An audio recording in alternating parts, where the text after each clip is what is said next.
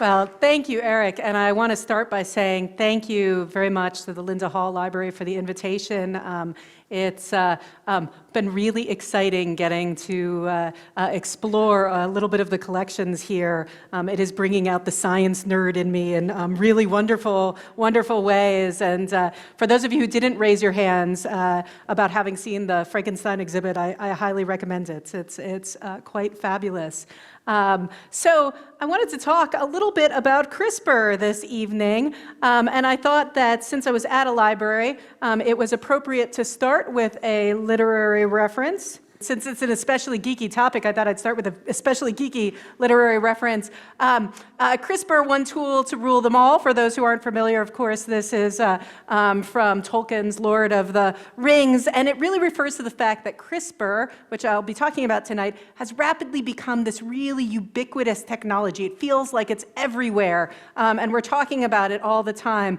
And I think it's also relevant because sometimes when we talk about emerging biotechnologies and its possible uses, people get this sort of ominous feeling, which I think is also quite associated with the Eye of Sauron here. And I hope that by the end of tonight, I'll be able to differentiate between what is really sort of hype about CRISPR and where there are still some really interesting challenges and opportunities, particularly on the policy side and ethical debates that we need to address. Or maybe I will convince you, in fact, that it's time to switch to a new sort of geeky literary meme and forget Tolkien at all. So everybody's talking about CRISPR. And truthfully, the scientific community has been talking about CRISPR for quite a while now, and that's no surprise. It's very cool science, and I will tell you a little bit about why that is. But what's really interesting about CRISPR is it's not just the scientists who are talking about it. It has really gone mainstream in a big way. It's one of those things that I hear people talking about in the grocery store, or I teach an undergraduate course at Georgetown, and the first thing that my students say to me on that very first day of class is, are we going to be talking about CRISPR? I've been reading a lot about CRISPR. I'm really interested in it. And this is sort of, I have to tell you, from someone who's been in biomedical policy for a long time and worked on a lot of biotechnology issues, this is sort of extraordinary that what was not long ago a kind of relatively obscure and again, very geeky technology has suddenly become headline news in the New York Times and Time Magazine and something you hear about on the news and radio on a pretty regular basis. So let's start with the basics. What is CRISPR? For those of you who perhaps have not attended earlier talks in this series, CRISPR is a form of gene editing. So what is gene editing?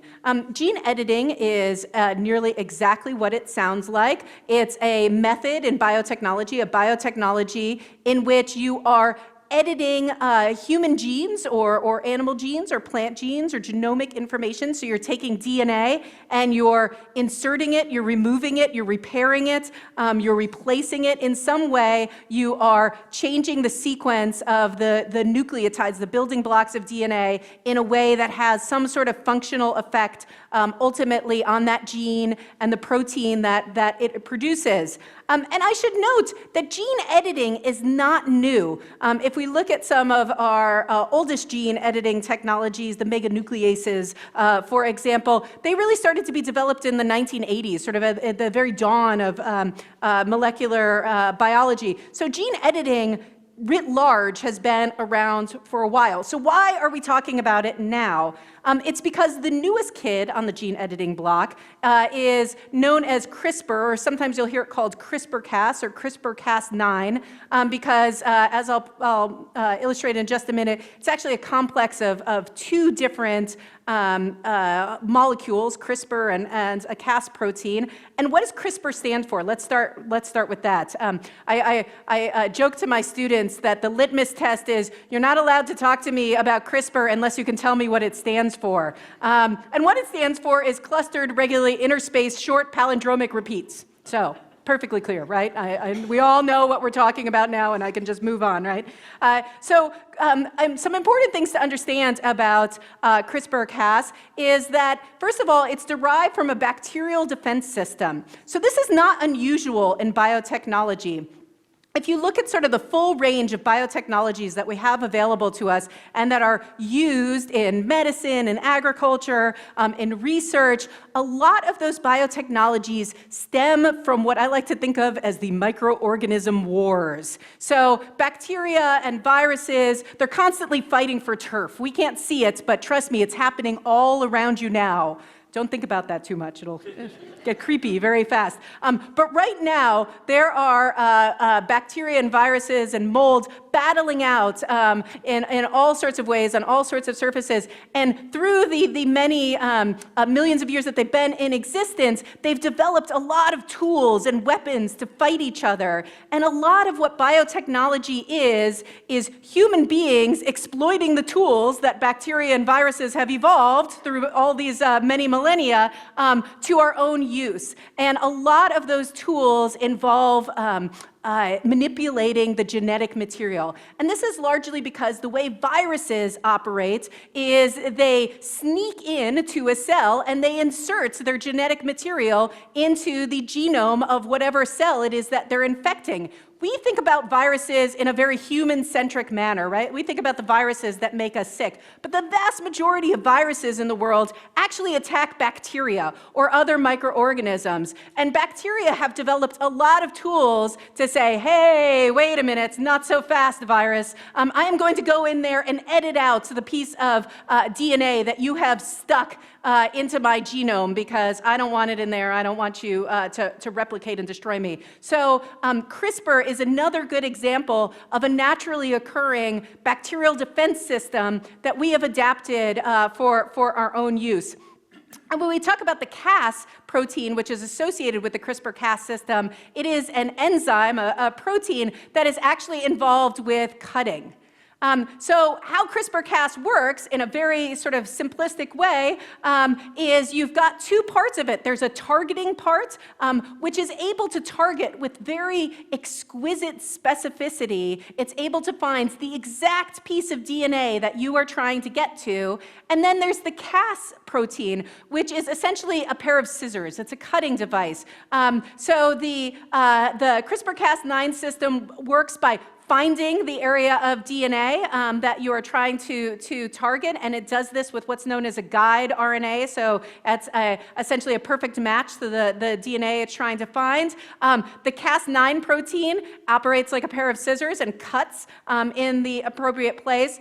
And then new genetic material is easily introduced at that point because the ends of the DNA are sticky. And so you can either just remove a piece of genetic material, you can remove and replace it with another piece of DNA.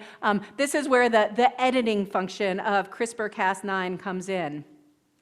So how big is CRISPR-Cas and how rapidly has it grown? So I work for NIH, and so I tend to think of things in terms of, well, how much money are we spending on it at NIH? And if you look at recent investments involving CRISPR, you can see that in the 10 years or so since CRISPR-Cas9 was first developed, it has rapidly increased in terms of how much we're investing in it as a research agency. And I can tell you, first of all, our data always lags a couple of years behind, but in addition, I can tell you that this is probably an underestimate. And that's because CRISPR, as I'm going to talk about in just a few minutes, is a tool, and it's rapidly becoming a very well-used tool in the research community. So this includes not only research developing CRISPR, but also research that is using CRISPR.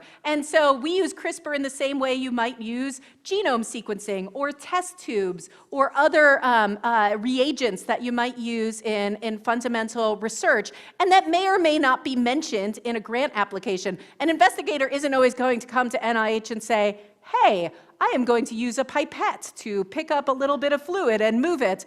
So it would be very hard for me to know how much money NIH is spending on pipettes. Similarly, it's becoming very hard to know how much money NIH is spending on CRISPR because there's so much use of it.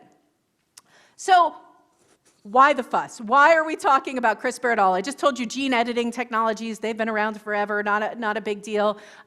So CRISPR is more precise, it is faster, and it is easier to use than previous gene editing technologies. It's a little bit like comparing the Apple IIc to the iPhone. And as a result of that, a lot of things that we always wanted to do in the past and we could sort of hypothetically think about with gene editing technologies, suddenly they have become feasible. Thanks to the introduction of CRISPR. The other thing that's unique about CRISPR that gives it sort of a leg up on its older brethren is it allows you to make multiple simultaneous changes. So traditionally when we talk about gene editing and we think about gene editing, we're really aiming one gene at a time. CRISPR allows you to potentially go in and simultaneously change 3 different genes or 4 different genes, or sort of the sky's potentially the limit. And so that makes it a much more versatile tool to use. And the other interesting thing about CRISPR, which has not necessarily been true of a lot of our previous gene editing technologies, is it turns out it's useful for a huge number of applications. See, that one tool to use them all, that was what we call foreshadowing. It turns out that CRISPR-Cas9 is incredibly useful for research, there are clinical applications, human gene therapy applications, and then what has really captured sort of a lot of the public imagination, and the reason why I'm going to talk to you about policy and ethical issues is CRISPR-Cas9 has also been proposed for use in germline modification. So this is the editing of DNA in embryos or egg and germ reproductive cells, as well as a very new technology known as gene drives. And we're going to talk a little bit about all of those tonight. So I'm going to get on my soapbox for a moment because I'm quite passionate about language when it comes to CRISPR and gene editing.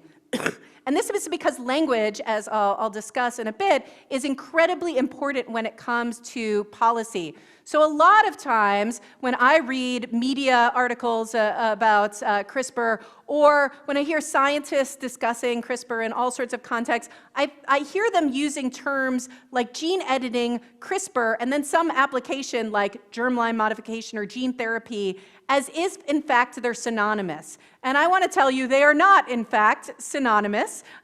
They are sort of nested within each other. So the way I like to think about this is gene editing technologies, biotechnologies sort of represent a toolbox.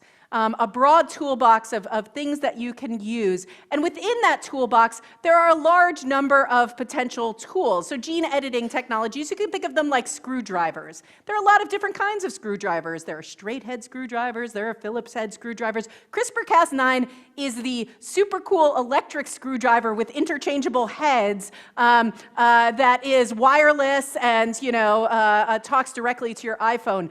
It's a very cool screwdriver. But it is still a screwdriver with essentially the same functions as the screwdrivers that have come before it. And you can do a lot of things with the screwdriver, right? You can build a table, you can build an engine, you can build a house, you can do potentially bad things with a screwdriver too, right? Maybe you could build a bomb, you could stab someone with it. To be very clear, I am not advocating stabbing anyone with a screwdriver, but it is essentially a tool that has many, many uses. And as I'll sort of circle back to at the end, this is really important when we start to think about policy and oversight and where the rubber hits the road of how we actually control the technology in ways that we want to do.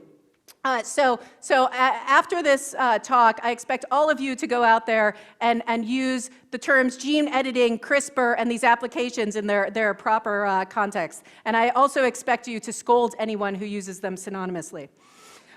So scientists were very excited about CRISPR right out of the gate because it really very rapidly, I mean in just a couple of years' time, transformed a lot of the ways that we do research. So my boss, who's the NIH director, Dr. Francis Collins, sort of famous for sequencing the human genome and leading the Human Genome Project, used to use CRISPR as his sort of example of a basic fundamental science discovery that is having really huge orders of magnitude of effect, transformative effects, and a lot of those were in research. CRISPR has allowed us, as I mentioned, to make multiple changes, so we are able now to create far more sophisticated animal models.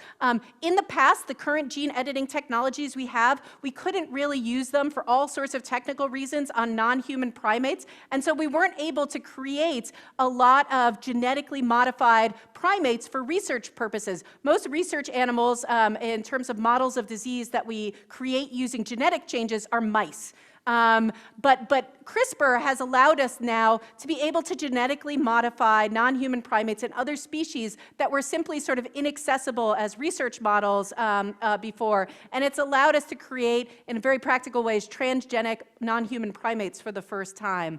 It's opened up new avenues of investigation. For example, new ways to combat antimicrobial resistance using CRISPR. It's allowing us to understand the genome in even greater detail and much faster in terms of the changes that take place on an epigenetic level. So these are things that go beyond just the genes themselves, allowing us to do rapid screening of genome and discovery of genes and image chromosomes. So CRISPR is an incredibly powerful research tool, which is why the NIH funding is going up so rapidly. But what most people care about is really the promise of CRISPR for transforming human health. So welcome to the golden age of cell and gene therapy. We've been talking about gene therapy for many, many decades. Well, now it's real, and CRISPR is opening up even new and more promising avenues for gene therapy and clinical use of gene therapy for a variety of diseases. So this is really exciting. Suddenly we're able to cure disease, really devastating diseases on a molecular level. And so, for example, sickle cell disease was one of the first diseases described at a molecular level. 1910, so we're talking more than a century ago, we knew that sickle cell disease was an inherited disease that was causing this really awful sickling of red blood cells that cause chronic pain and ultimately death. Now, today, with the promise of CRISPR, we are probably within 5 to 10 years of actually having potentially a cure for sickle cell anemia through gene therapy, which is incredibly exciting and really extraordinarily happy news for those who are suffering from this disease. So the promise of this technology is really pretty extraordinary. And I should note that, in fact, I work for the National Institutes of Health, and so my sort of perception of CRISPR and gene editing tends to be very human-centric. But I do want to note that the potential applications and promise of CRISPR go well beyond humans. There is transformative power in agriculture, a lot of excitement in agriculture, in industrial processes, in biofuels. It is really beyond just medicine. And I also wanted to note this, a little bit hard to see, but this is a cover of Wired magazine, which really promoted CRISPR as almost literally the tool that was going to change everything in our world as we know it. And it has been, this cover, I have to say, has been mercilessly mocked by the scientific community for being sort of the height of overpromising what CRISPR can do. So take it with a grain of salt. But what I really want to talk about tonight is not just the promise, but really the perils, because CRISPR, in enabling these technologies that we've been talking about in theory for a very long time, enabling these new and interesting applications, is also raising some serious ethical concerns and also some very practical policy concerns in terms of how do we think about some of our rules of the road when it comes to using these gene editing technologies. So what am I really talking about? Well, for a long time, when we've talked about editing DNA, we've talked not just about somatic gene therapy, where you've got an adult or a child who has a genetically based disease, and you want to go in and essentially fix the genetic basis of that disease and cure it through gene therapy, but it has also, we've talked for many years about germline modification. And germline modification was only talked about hypothetically because our previous sort of clunky gene editing technologies would in no way have been specific enough and safe enough to use in an embryo or in any way that was sort of inheritable.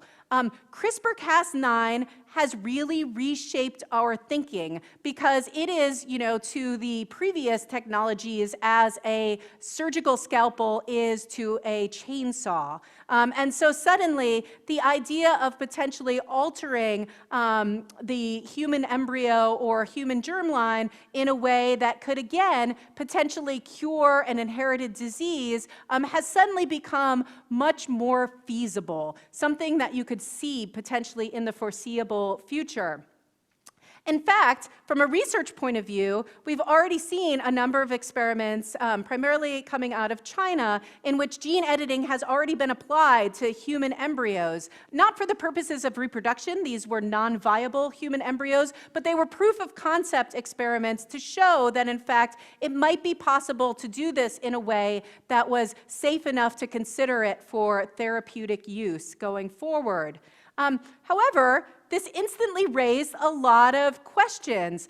Questions about whether or not this was safe enough and well thought through enough to use for prevention of disease. So one of the safety concerns with any gene editing technology, but has really been brought to the fore with CRISPR, is what are known as off-target effects. So the idea that CRISPR is not only going to go in there and edit the gene that you're trying to fix or replace, but that it might actually also randomly edit other parts of the genome. And when you're talking about an embryo or a gamete like a sperm or an egg, you might not see the impact of that till many years down the road. You might not even be able to detect it. And so a lot of the focus on thinking about whether CRISPR could be used both for somatic cell gene therapy, so gene therapy in adults and children, but also at the embryo level is, can we measure and reduce off-target effects? But there are also questions related to, could you actually, once you start messing around with embryos, could you actually move beyond therapy into the realm of enhancement? And there are, not surprisingly, a lot of concerns. This is where these kind of designer baby headlines come from when it comes to CRISPR. This idea that you might actually be able to alter traits in ways that go beyond just therapeutic value and really more along the effort to potentially enhance characteristics that might be desirable, whether it's someone who's very tall or very smart. Now, I will say, just to put a reality check on this, a lot of this conversation is still in the realm of science fiction. Genetics is complicated, and the interaction between genetics and genomics and the environment is incredibly complicated. A lot of the traits you might want to enhance,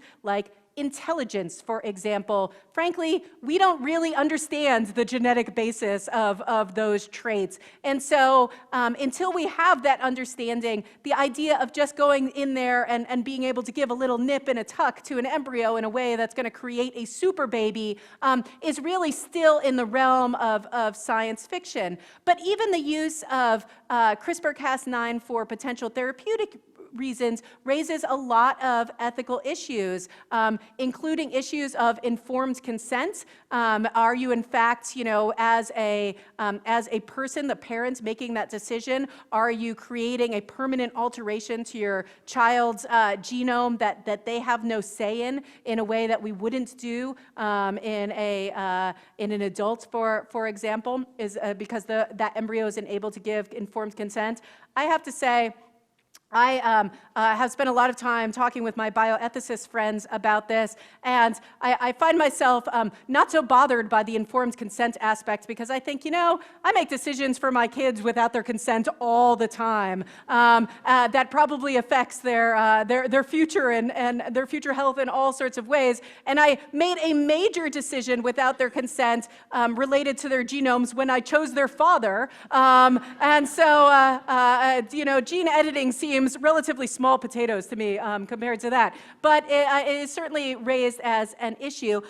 There's the fact that, that this will be something that is potentially heritable for future generations. And so on a big picture scale, there has been concern raised, if we started to wildly use gene editing to alter embryos, are we in fact beginning to alter the course of human evolution? Is this going to have broad population-wide impacts and effects? And then I think there is also a number of concerns that have been raised related to equity. So this very cutting-edge technology is going to be potentially available to the wealthiest among us, but does that create an even large disparity among those who don't have access to this technology? And then I think, as I'll come back to, with any emerging biotechnology, there's also this sort of general unease of how close are we getting to a sort of inarticulable ethical line? Are we coming too close to playing God, as it were, in editing the human genome? Now, I will say that despite the fact that we are discussing CRISPR as if it is an entirely new set of ethical issues to be discussed, we've actually had this conversation about nearly every biotechnology that has come along since the dawn of recombinant DNA in the 70s up through the beginning of genetic engineering, cloning, the sequencing of the Human Genome Project, synthetic biology, and now we're having it with genome editing as well. So not only are gene editing technologies not new, the ethical conversation we're having is not entirely new either. I feel like I need to give the disclaimer. I do work for the federal government at all, and I guess I am technically a bureaucrat, and notes that NIH does not fund any gene editing technology in human embryos because we are forbidden to do so by law. Statutorily, we're not allowed to fund any research that might harm a human embryo. So, for the record. But some of the new issues that are raised by CRISPR specifically and these cutting-edge gene editing technologies are some brand new applications. And a very good example of this is gene drives. So gene drives, if you're not familiar with it, how many of you have heard of Mendel and his pea plant experiments, right? So Mendelian genetics, the idea you've got dominant genes and recessive genes, you've got Punnett squares, high school biology, hopefully coming back to all of you, or maybe some of you have dove even deeper into Mendelian genetics. Gene drive sort of turns Mendelian genetics on its head. It is the idea that essentially you can alter a gene to rapidly and almost infectiously make its way through the population as if it is an incredibly dominant gene.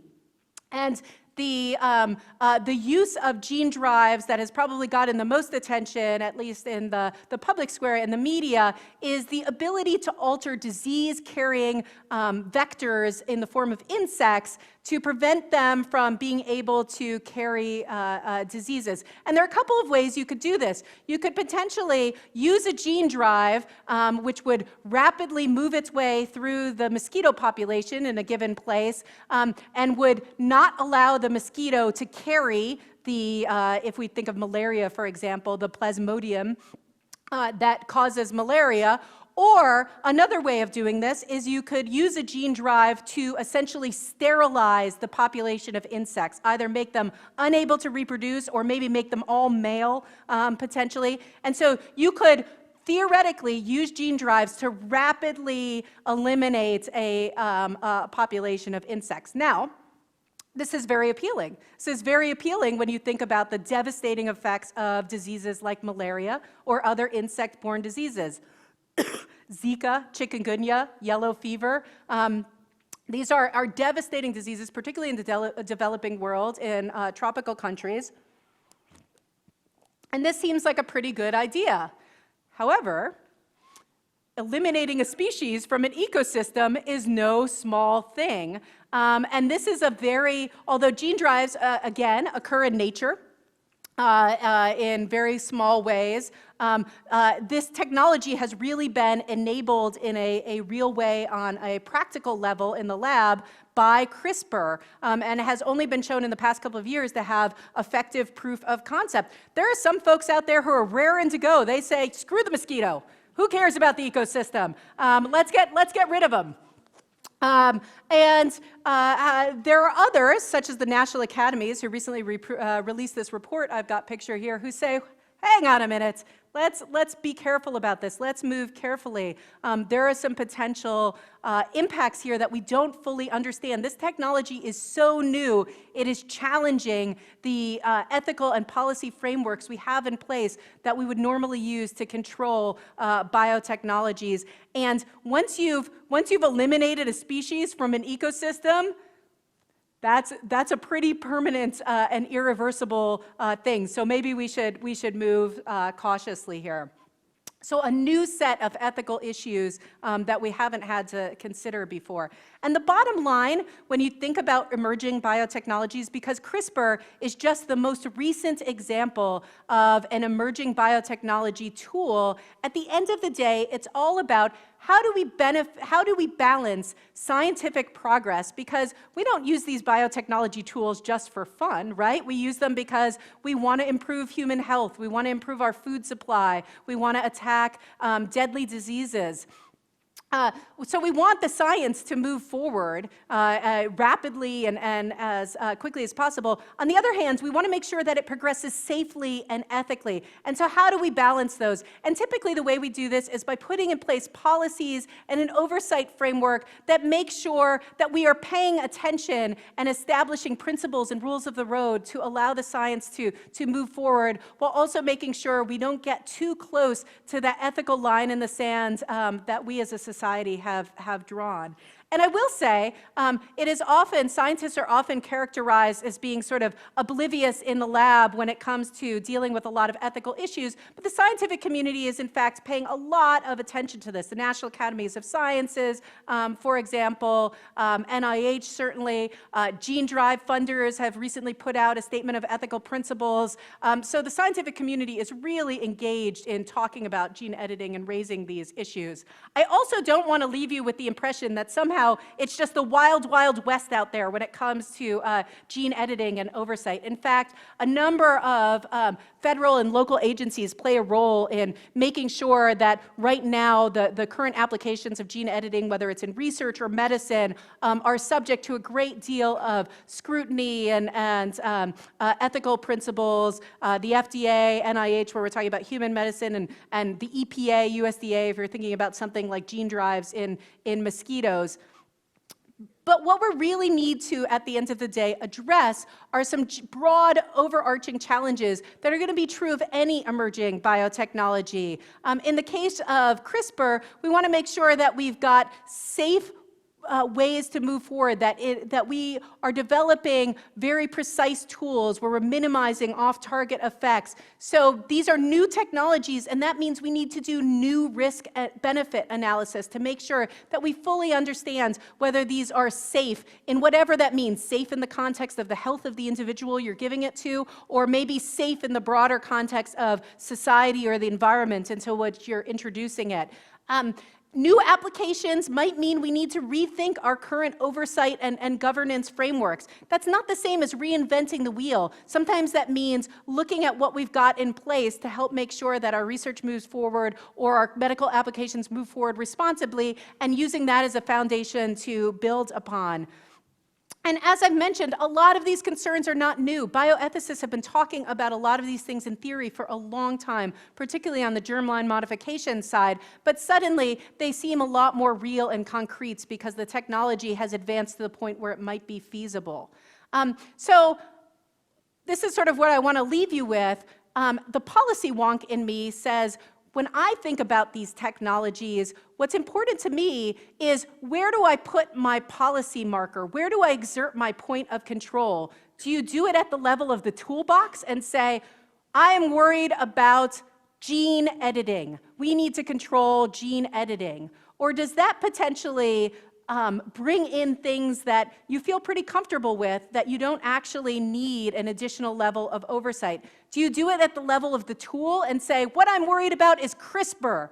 I am worried that CRISPR might potentially be a problem. Or do you have that same issue where you say, well, when it comes to human gene therapy, maybe CRISPR is okay. What I'm really worried about is germline modification. And so that comes in. Do you bring it at the level of the application and say, we're going to create different oversight frameworks and different policies at the level of the application rather than further upstream? The downside of that, of course, is that it potentially enables anyone to use this tool in ways both good and bad, and doesn't really have an overarching view of the technology. So meanwhile, while we're having this conversation, while I'm in Bethesda thinking deep thoughts and trying to decide what policies to write for the National Institutes of Health, science is going on. Science is going on rapidly. And so it's really about making sure that the policy conversation and the ethical discussions and our public engagement is trying to keep up with the science and moving at that same rate.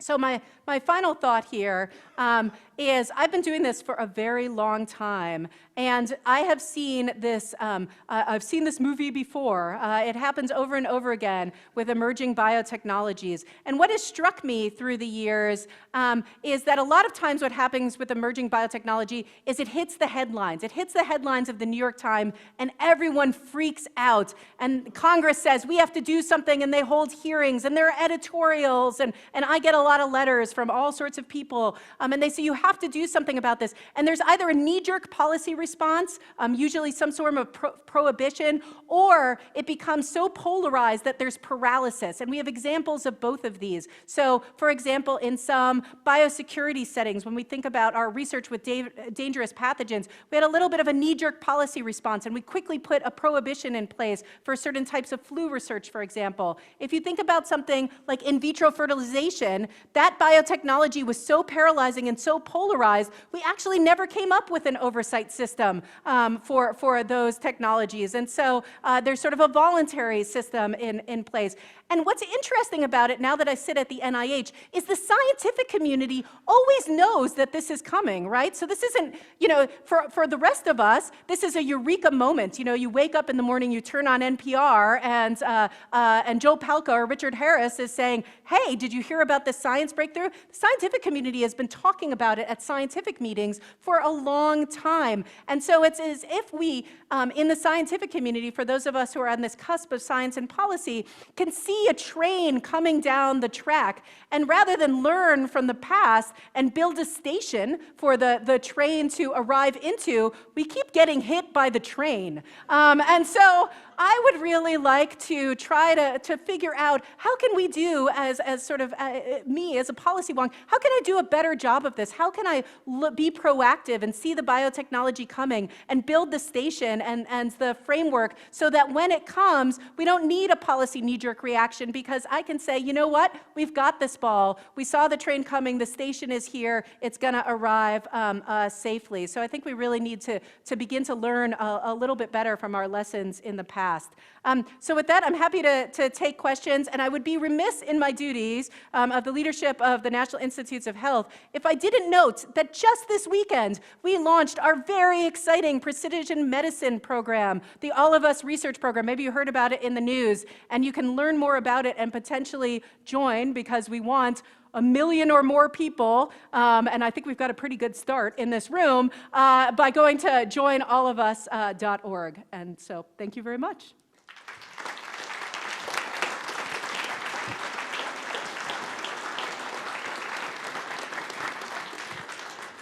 We are videotaping the program tonight and live streaming to a worldwide audience, so we want to get the audio of your questions on the live stream. So I'll come by with a microphone if you have a question. My question is the fact that you are trying to limit things and you finance things, but we know there's a lot of places in the world that do things completely different than we do and are getting very, very good in technology. So they could go and use CRISPR to do a lot of things that they have no idea what may happen, but there really isn't much we can do about it, is there? No, and that's a huge, it's a huge problem. You know, there's sort of no one-stop shopping when it comes to international science policy. And that has been a problem for sort of the history of science in many ways.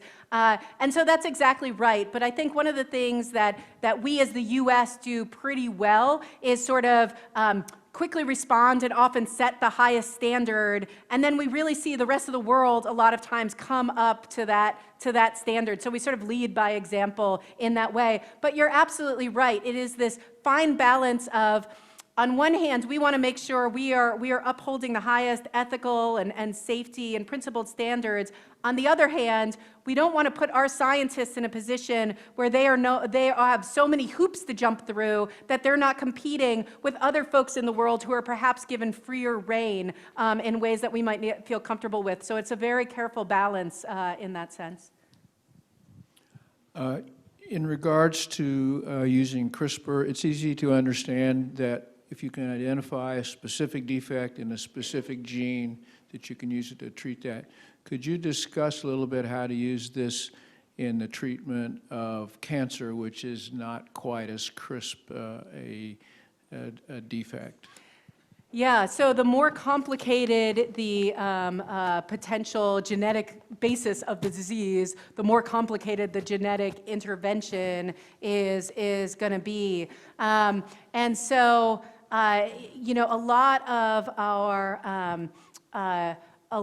our most cutting-edge interventions in cancer are through modification of immune cells, basically. And so in that case, it is potentially using the technology to re-engineer the immune cell in some way to essentially become a tool to attack cancer cells or tumors. So that's one potential way in which you might use CRISPR, not to attack the cancer directly, but in conjunction with a cell therapy in order to go after cancer. I think probably when it comes to direct gene therapy for other types of cancer, it's going to be further down the road. Dr. Wolinetz, we have a question towards the back of the room. Sure. I have so many questions, but I will limit it to just one. What do you base policy on? Do you use computer modeling to extrapolate the variables? For example, instead of getting rid of the entire mosquito population, you get rid of maybe half of it so that it doesn't cause overpopulation of the people in the area? Yeah, so policy in some ways is sort of an interplay between the scientific questions, which is what you've just described, because in a lot of ways, that's a scientific question, like how much of the mosquito population do you really need to eliminate to move the needle on malaria, for example? And that could be done through modeling. Where the policy comes in is putting in place rules that say to scientists, okay, our best evidence says that you need to eliminate this portion of the mosquito population. Thou shalt not go beyond that. And these are the safeguards you need to put into place to ensure that that happens. So, For example, you need to have an extra piece of technology that turns your gene drive off when it reaches to a certain place. So policies could be as specific as that, or they could be as broad as, you need to regularly report sort of the current status of the mosquito population in this area that you're working in. So I hear you talk about these terrible things that might happen and the possible responses to limit those. And I think of President Bush, who pretty much put a halt to stem cell research for an extended period of time. Given our current administration, do you see that becoming our policy, similar policy on this? Well, it's always predicting what an administration will do is always a fool's errand, particularly these days. The short answer is no. I see no signs that anyone is looking to put place another, some sort of prohibition. But frankly, I think we are always one sort of news headline or experiment away from that. I mean, in the sort of paranoid world in which I live, that's what I worry about. And so what I really see as a critical job for the NIH and for me is to be able to explain all of the potential benefits of this technology and think about what is a reasonable approach. So are there hard lines in the sand that we want to draw? So a good example, NIH, thanks to Congress, has a statutory prohibition on work with human embryos. That is a hard line that Congress has chosen to draw. There are a lot of sort of softer lines that you could put into place. You could put into place, for example, a review committee of bioethicists who will just pay attention to the research and will raise a red flag if it gets too close to an ethical line that we might feel uncomfortable with. I think that involves a lot of discussion. It involves a lot of understanding of what's scientifically feasible and possible. And it involves a lot of reality checks. So I think we need to think of this on a time scale. So we have talked hypothetically, as I mentioned, about germline editing for a long time.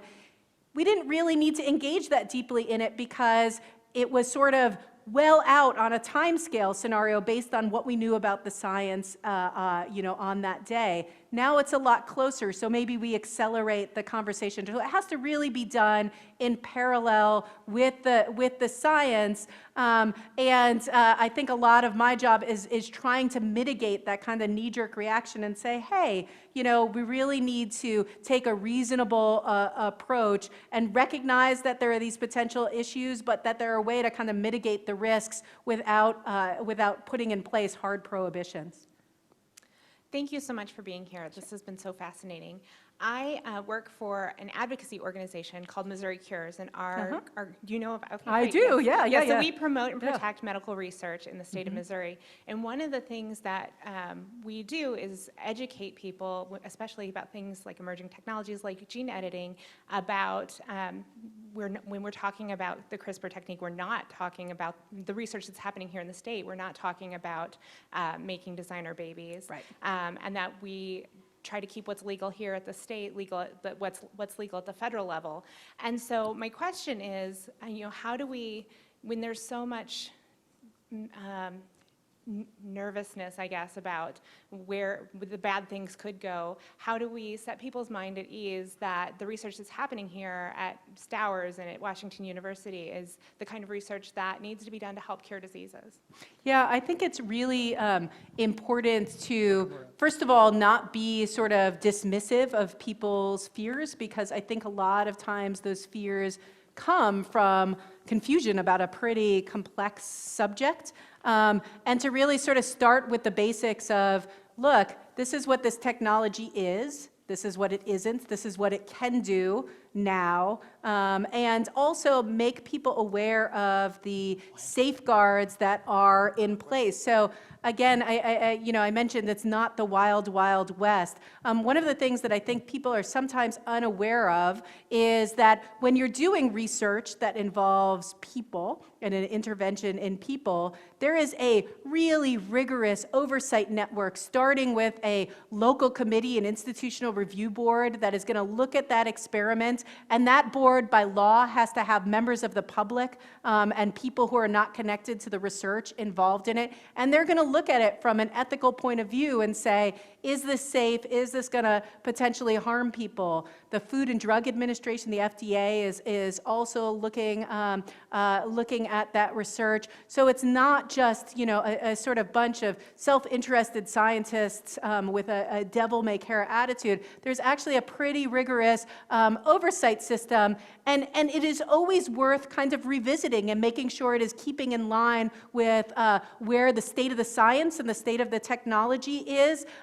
But it's important to understand that that emerging biotechnologies, while new, can proceed very cautiously through this existing oversight system and provide great benefits. It's really important not to lose sight of the potential transformative effects this can have in terms of curing really devastating diseases, because we're sort of focused on the ominous concerns. Dr. Wolinetz, a question on your right, about midway back in the room. Hi. So I was thinking about how you use CRISPR to cure diseases and things like that, and then I started thinking about how vaccines have started to look at diseases and how those diseases then adapt to the vaccines and how we have to develop a new one every year. Do you think that there will be similar issues with CRISPR, how diseases will adapt to everything we throw at them and how they'll become more and more powerful as we try to find ways to destroy them? That's a great question. Viruses, they're out to get us. I think I can say that, despite not being a virologist myself. I think I can say that with great authority. So I think that there is always, with any sort of biological manipulation, evolution is a pretty powerful force, especially in something like an infectious pathogen like a virus. So there's always the possibility of it potentially outsmarting. But if you think about vaccines, the example that you use, by and large, if we look at our sort of artillery of vaccines, most of them, in fact, have had long-term staying power, and we've used them to eliminate some disease, like smallpox, for example. We've come close with polio. It is really the influenza virus, which is sort of special, in a not very positive use of the word special, way, in that it adapts, it mutates so quickly that we need a sort of seasonal vaccine. I'm very happy to say that we at the NIH are very close to a universal flu vaccine, which will hopefully eliminate that problem. But sure, that is certainly always an issue that potentially evolution could outpace biology, but it is certainly something that there's often a very long time before that happens. Dr. Wolinetz, a question towards the back of the room, and due to the time, let's make this our last question, please. And I think you're going to stick around for a few minutes. Sure. So if you have additional questions, I know there are a few hands up that you'll be able to chat with. Unfortunately, I don't have one of those private flight things yet, so I'm not going anywhere. Come back in the fast. fall. Yeah, We'll get you on. So. Hello, Dr. Wolinetz. Thank you for coming tonight and speaking. I'm familiar with the NIH guidelines for recombinant and synthetic nucleic acid molecules, and those guidelines establish an oversight structure for human gene therapy research, preclinical research, and so forth, and that applies to research funded by NIH. So one of the gaps in those guidelines is that research that's not funded by NIH is not required to follow these guidelines. So is there an approach for either those current guidelines, but in the future for this technology such as CRISPR or gene drives that would apply to everyone, even in the US, where private research institutes or DIY bio would need to follow that? Yeah, so oversight. the recombinant DNA guidelines are interesting because they actually have what we call a reach-through effect, in that they apply not only to projects receiving NIH funding, but also any entity that receives federal funding. So even if that project isn't funded by NIH, if they get any federal money or any of their sites get federal money, they still have to comply with the guidelines. That doesn't, of course, as you note, apply to totally private entities. But one of the things that we see quite frequently in the biomedical research world is a lot of voluntary compliance by private entities who want to be seen as sort of being good actors in a lot of the safety and regulatory and ethical space. So even if they don't have to comply, a lot of times they do voluntarily comply. Beyond that, it takes an act of Congress, typically, to require private entities to apply. The federal government has a lot of power. I often joke that NIH follows the golden rule. We have the gold, so we get to make the rules. And that's pretty powerful. And because we fund, for example, at the level of the institution, it means that the institution typically brings up all of its research to the same standard, whether or not it's federally funded. So it has a pretty broad, overreaching, punching beyond its weight kind of impact. And then, frankly, there's a lot, although I know everybody likes to think of the federal government as bureaucratic and monolithic and unwieldy, and yes, we are all those things. But we also actually have a lot of opportunity among agencies to have, for example, there's a coordinated biotechnology framework in which there's smooth handoffs between agencies that might have different swim lanes on a particular biotechnology. So that certainly helps ensure that some of those gaps are filled. All right, thank you, Dr. Wolinetz.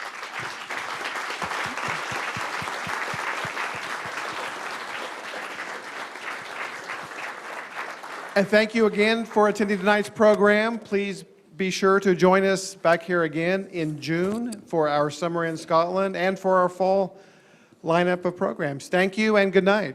Yeah.